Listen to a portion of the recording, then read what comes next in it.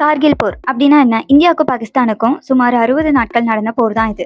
1999ஆம் ஆண்டு மே மாசம் பாகிஸ்தான் ரகசியமா தனது படைகளையும் பயங்கரவாதிகளையும் இந்தியாவில் இருக்க ஜம்மு அண்ட் காஷ்மீர் மாநிலத்தில் உள்ள கார்கில், திராஜ் மற்றும் பத்தாலிக் போன்ற பகுதிகளில் ஆக்கிரமிச்சாங்க. இந்திய எல்லைகள்ல இருக்க இடங்களையும் கைப்பற்ற நினைச்சாங்க. இதெல்லாம் நடந்தது தனது ராணுவத்தில் இருக்க ஒரு பிரிவாகிய பாகிஸ்தான் சிறப்பு படை, அதாவது நார்தர்ன் லைட் இன்ஃபேண்ட்ரி, அது மூலமா நடந்துச்சு. ஆனா பாகிஸ்தான் இதை முழு ராணுவ போர் இல்லையே அப்படின்னு மற்ற நாடுகள்கிட்ட போய் பேச ஆரம்பிச்சாங்க. இந்திய ராணுவம் ஆபரேஷன் விஜய் திவாஸ் அப்படிங்கிற ரகசிய நடவடிக்கையை தொடங்கியது. இந்திய விமானப்படை ஆபரேஷன் சேஃப் சாகர் என்னும் விமான தாக்குதலால் உயரமான மலைகள்ல இருந்த எதிரிகளை தாக்கினாங்க. இந்திய வீரர்கள் சண்டை செஞ்சு ஒன்றொன்றாக எல்லா மலை பிரதேசங்களையும் மீட்டாங்க.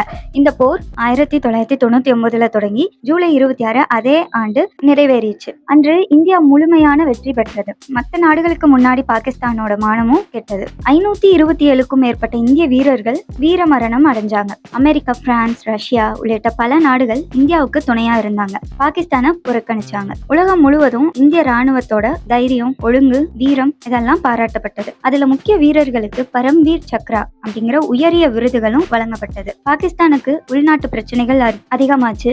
கார்கில் போருக்கு அப்புறம் இந்திய எல்லைகள்ல பாதுகாப்பு பலப்படுத்தப்பட்டது. அதனாலதான் ஜூலை 26 நாம கார்கில் வெற்றி தினமா கொண்டாடுறோம். மேலும் நிறைய ஃபேக்ட் தெரிஞ்சுக்க பர்னி மீடியாவை சப்ஸ்கிரைப் பண்ணுங்க. இந்த வீடியோ பிடிச்சிருந்தா லைக் பண்ணுங்க, ஷேர் பண்ணுங்க. தேங்க்யூ.